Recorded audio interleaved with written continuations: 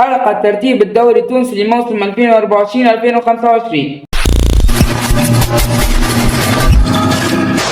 والسلام عليكم ورحمة الله وبركاته. اليوم راح نتوقع ترتيب الدوري التونسي موسم 2024-2025 من المرتبة 16 إلى المرتبة الأولى، ويلا نبدأ بسرعة. نبدأ أتوقع المركز 16 الهابط الأول، وأتوقع أن الفريق راح يكون الاتحاد الرياضي بتطاوين. تطاوين قاد يمر بفترة صعبة جدا، ما عندهمش رئيس جمعية، والفريق توله بدأ إرجاع للترينر قبل بداية البطولة ب6 أيام أو 7 أيام، وأتوقع أنه راح يكون الهابط الأول. نمشيو للمركز 15. المركز 15 أتوقع أن الفريق راح يكون الأولمبي البيجي. طبعا هذا كان اختيار صعب، خاصة الأولمبي البيجي العام فات عمل موسم محترم، مش في المركز الثامن ولا السابع. أما أنا خليت الأولمبي البيجي على خاطر فرط بعديد من اللاعبين الممتازين، العديد من الفرق، وأتوقع خاصة المباريات الودية مباراة خسر جلهم خسرهم، وأتوقع هبوط الأولمبي البيجي المركز 15. نمشي والمركز 14، وأتوقع أن الفريق راح يكون المستقبل الرياضي سليمان عندهم لاعبية صغار في العمر، وأتوقع راح تنافس على الهبوط لكن مش تمنع في آخر الجولات.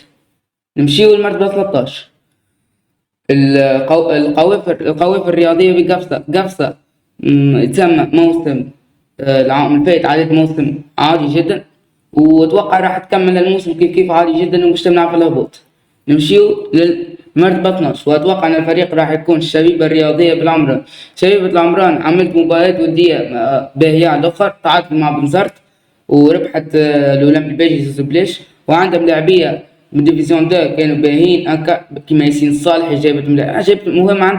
عندها فريق في باهي، وأتوقع راح تكمل في المركز 12. نمشيو للمركز 11، وأتوقع أن الفريق راح يكون المستقبل الرياضي بجابس. صحيح هذا مستقبل رياضي جابس عنده أول 5 مباريات أو 6 مباريات صعبة، لكن أتوقع أنه راح يكمل مركز 11 خاصة فريقه عنده جمعية باهية. نمشيو المركز 10، وأتوقع أن فريق راح يكون الاتحاد الرياضي بن قردين كانت ممنوعة من الانتداب بعد امتد بزوز ملاعبية، وفريق عادي جدا كفريق تم عادي جدا، خاصة الموسم فات نافست على الهبوط أما منعت في آخر الجولة. وكذا كنا نمشي توا الفريق مرتبة 9، وأتوقع أن الفريق راح يحتل المرتبة 9 هو النجم الرياضي المتلوي. عمل رغم الموسم الفات كان موسم خايب، منعت في آخر جولة، أما أتوقع الموسم راح تكون في وسط الترتيب مرتبة 9 يتم. نمشيو المرتبة 8، وأتوقع أن الفريق راح يكون ترجي الرياضي بجرسيس مع وسط الترتيب. جرسيس عنده افكتيف باهي لاعبية الشبان، خاصة وفي الوديات عملت مستوى باهي ياسر، وأتوقع جرسيس راح تكون في المركز 8. نمشيو للمرتبة 7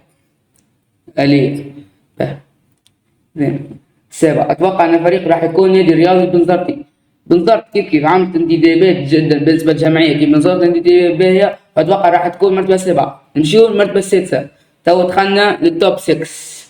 هذه توا راح نخبط من أحسن الفرق في تونس، معناتها أتوقع راح يكون الملعب التونسي مركز 6. الملعب التونسي باعت أبرز من لاعبية بعت أبرز من لاعبية بعت أبرز من لاعبية فيها في الفريق اللي نجحوها الموسم الفات، جيت وقت الرابع، وراح أتوقع مستوى راح ينزل، راح تكمل في المركز 6. نمشيو للمركز 5. بين الاتوال والمستير، وأنا أتوقع راح يكون المركز 5 النجم الساحلي. راجعة من منع انتداب وانتد راجعة من بعد أزمة متاع منع انتداب، وأتوقع راح الموسم راح تفنش في المركز 5. نمشيو المركز 4، وأتوقع أن الفريق راح يكون الاتحاد الرياضي المنستير عملت انتدابات باهي بالنسبة لجمعية المستير، وأتوقع راح تكمل في المركز 4. نمشيو توا للمركز 3، وأتوقع أن الفريق راح يكون نادي الرياضي صفاقسي كيف عملت انتدابات باهي كيما العبسي والدربالي وكريستو وهشام بكار وملاعبية شبان ممتازين، أتوقع راح تكون في المركز 3.